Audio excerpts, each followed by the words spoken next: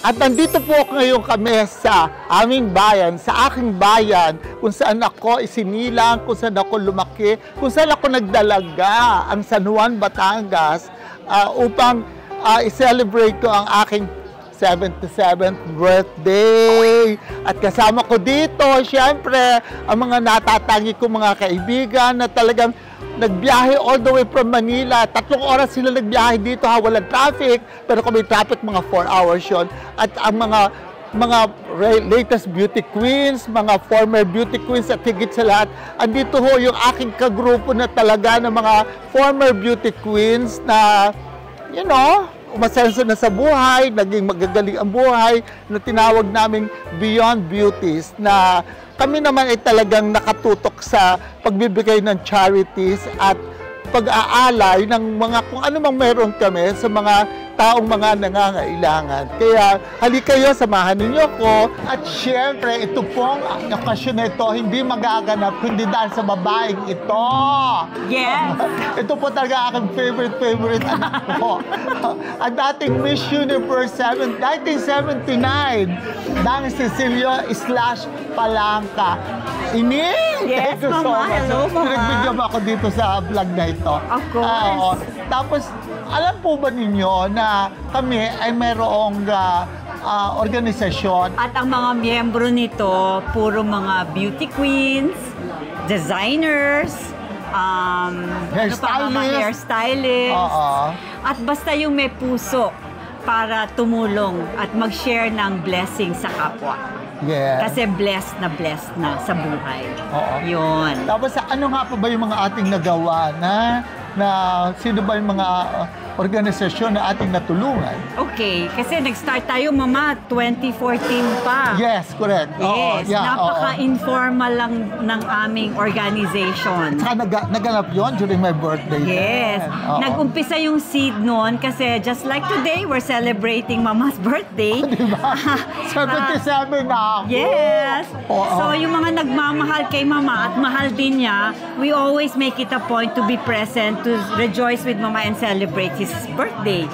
So one day, yun na nga, sabi namin, why don't we put our time, talent, and treasure together and share our blessings kasi we are blessed already. So blessed to bless. And that's how Beyond Beauty came about. So that was sometime 2014. Oo nga pala, 2014. Yes. So lumaki ng lumaki, dumami kami ng dumami, and dumami rin yung mga lugar na nabe-bless namin. Our very first outreach was in Kanlungan ni Maria, sa Antipolo yon. It's a home for senior citizens na wala namang home, so doon sila. After that, meron kaming Missionaries of the Poor, tapos Kanlungan sa Erma, and then Center of Hope, meron din kaming Grace to be Born, and Golden Gaze. So those homes bine-bless namin by sharing our time, talent, and treasure. Yes. Dami, ano? Dami. Oo. Wala ba tayong home for the old men? Mga Golden Gaze. Hindi gays. Wala baka meron one day, you never know. Ay, Mga yung Missionaries of the Poor, meron silang old men doon.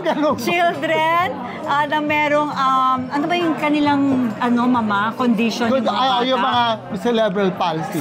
Ay, na-touch ako doon. Dahil may alaga kami for 12 years na isang batang cerebral palsy. Yes. At, damdam ko talaga ang pangangailangan ng mga batang yon. Kaya, nung nagpunta tayo doon, sabi ko, ito na. Talagang babagsak ang luha ko dito nung makita ko sila. Oo, di ba, Mama, you always carry them. Basta nakakaano talaga. But anyway, yung same home ng Missionaries of the Poor, sa lower wing, they also house mga old men, Mama. Yun, yung mga seniors. Yes. Old men. Hindi ko alam. Naalala ko yun. Oo nga, pero hindi ko alam doon kung sino naging shota ng mga unang mga bading. Mama talaga. But anyway, chismis talaga. Oo.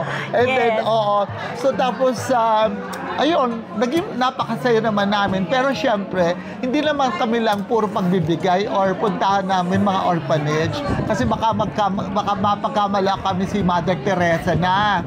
Pero paminsan-minsan, meron naman kami mga mga outings na ganito, mga parties na ganito, na tao pa rin ho kami.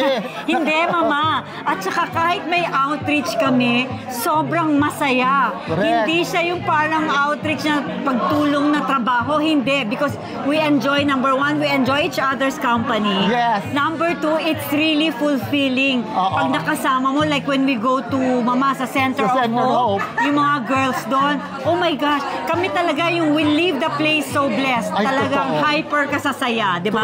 True. In fact, gusto totoo. namin balik ng balik doon eh. Kaya nga itong vlog na ito, kung ano man ho ang kikitain ng Rina Salud Philippines dito, ang proceeds ho nito ay pupunta sa Beyond Beauty.